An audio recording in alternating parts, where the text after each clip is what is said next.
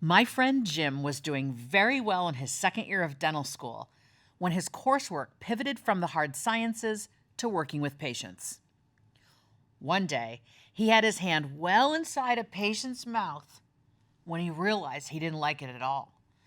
He couldn't imagine doing it again, let alone for his career.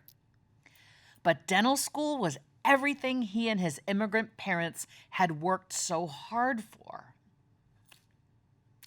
Like Jim, you might be feeling that there's the way things are and the way things could be if only.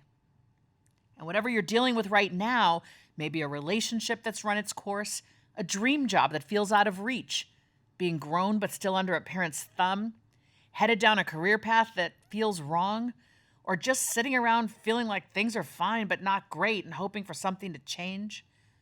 What you're doing develops its own inertia, which over time gets harder and harder to undo. You're stuck. Yet, hear me on this, you are in charge of you.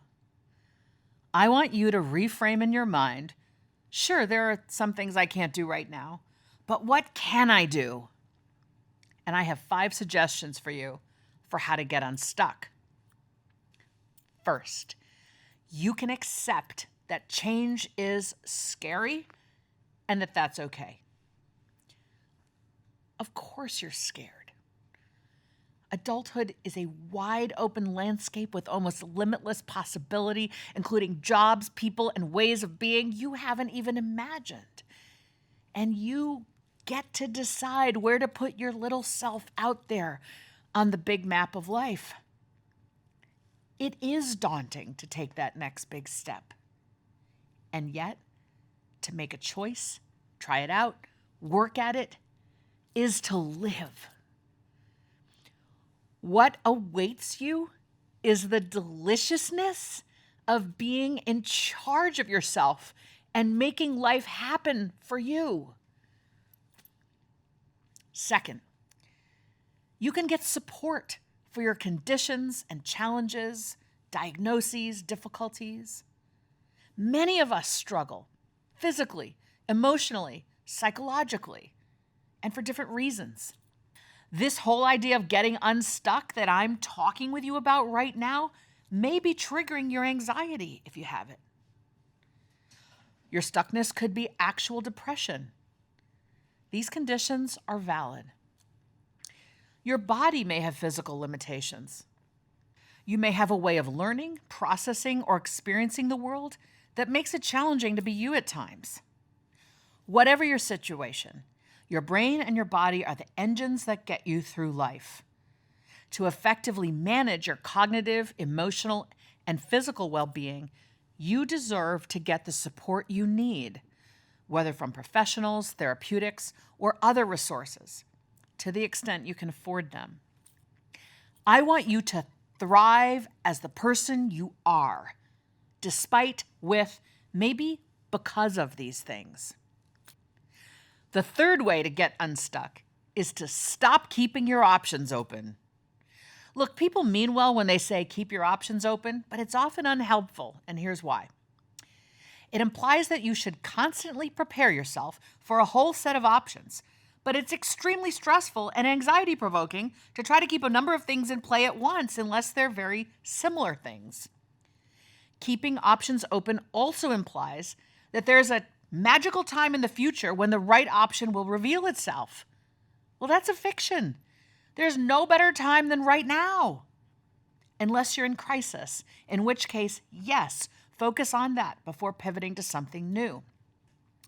And if you're keeping your options open, what are you supposed to do in the meantime? Be anxious and in limbo, that's what.